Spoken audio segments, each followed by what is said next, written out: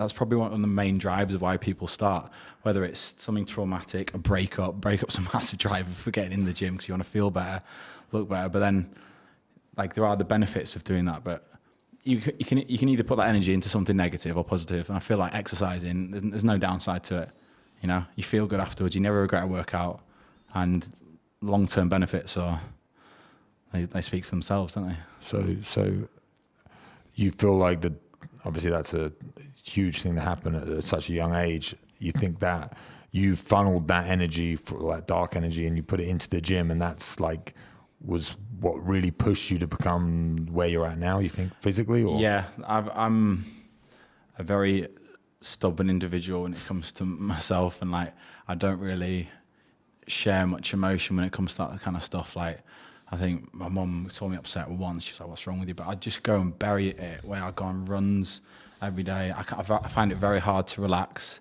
Even now, like she'll see me. I'll train 7 days a week if I can, but I know I need to have a rest day, purely because I've just brought myself up that way. Do you know what I mean?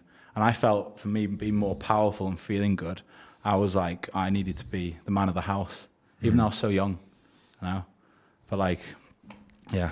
Do you feel like growing physically, that gave you more control over your environment, or like you said, being the man of the house? Like, I remember my sister's 4 years and 6 years older. Eldest one had this boyfriend. I was still tiny. I was pissed wet through. And she had a boyfriend that came around to the house in this shit. I remember it was a really shit Mini with stars all over it. He used to work for an estate agent. He's called Matt. And he was just giving my sister lip outside my house. And the fact that I just wanted to go out and floor him and then take him off the drive, and I just got him to leave, basically. That was like what I wanted to look after my sisters and my family. Even I was like 17, 18 then. I was still young. But someone had to do it, because if I wasn't there, so I mean, they're my sisters and my mum. There's no man in the house there. So I guess, like, for me to grow up and feel more powerful in case something did happen, that was one of the main reasons why I went to the gym as well. And then, so from creating the physique and becoming Joss Mooney, then you moved into next way you got into was more with like TV, with the... Yeah, I mean, thanks for the Twitter days, bro. Obviously, I got hired to come here by Phil. He hired me off my Facebook profile picture, obviously had my top off. And then I got offered to go on a TV show, X on the Beach, the very first one.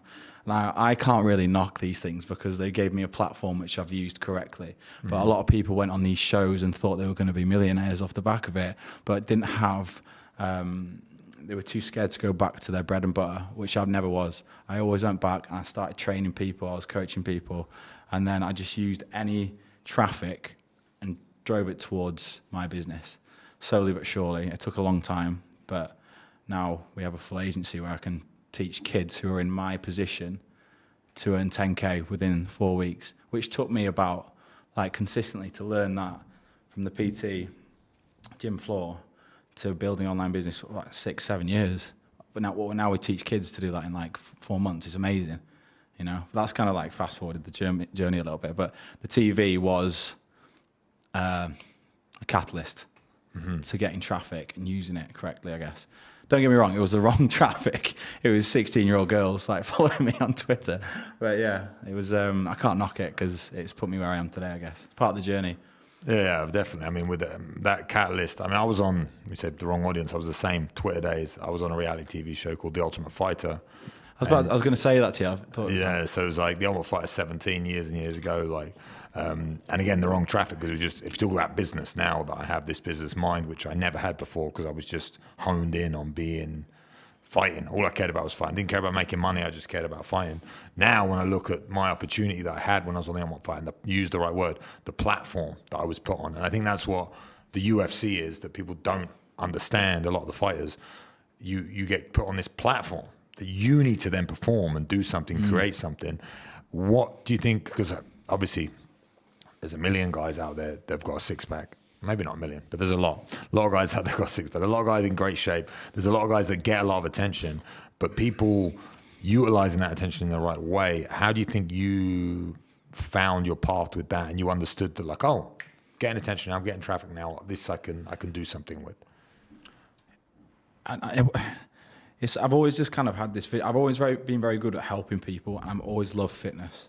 I remember when I started training a lot of people, that I realised I actually hated being on the gym floor because my passion became my work, and that's when I realised I needed to change something about what I do, so I can actually spend more time of enjoying why I fell in love with the process of it all, of training, but help people.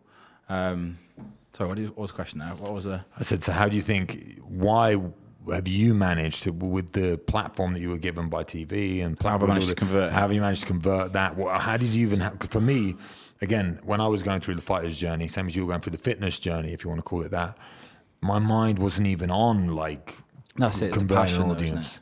Yeah, I was 100% fighting, passion, all I cared about. That's all I wanted to do. I wasn't thinking about how to utilize that platform to, make me money or business or anything like that. So that's the point. So like, I needed to go back and fall in love back in love with the process of why I originally started, the passion of it. Like you're doing it, you don't care about the money, but then as a byproduct, you'll start to help more people will see you, which means you'll get endorsements, so on and so forth. And then you'll get money off the back of it.